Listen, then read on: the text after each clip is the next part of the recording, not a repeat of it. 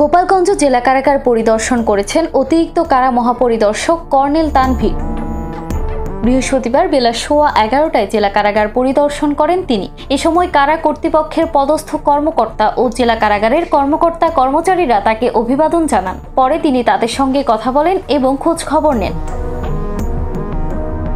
অতিরিক্ত কারা মহাপরিদর্শক কর্নেল তানভীর কথা বলেন, সেনাবাহিনীর সহযোগিতায় কারাগারে হামলার ঘটনা ট্যাকেল দিতে পেরেছি, এজন্য আমি সেনাবাহিনীকে ধন্যবাদ জানাই। কারাগারে ফের কোনো হামলার আশঙ্কা নেই উল্লেখ করে ওই কর্মকর্তা বলেন, কোনো থ্রেট নেই, তারপরও সেনাবাহিনী, বিজিবি ও কারারক্ষীরা সতর্ক অবস্থানে রয়েছে। পরে তিনি গোপালগঞ্জ জেলা কারাগারে প্রবেশ করেন।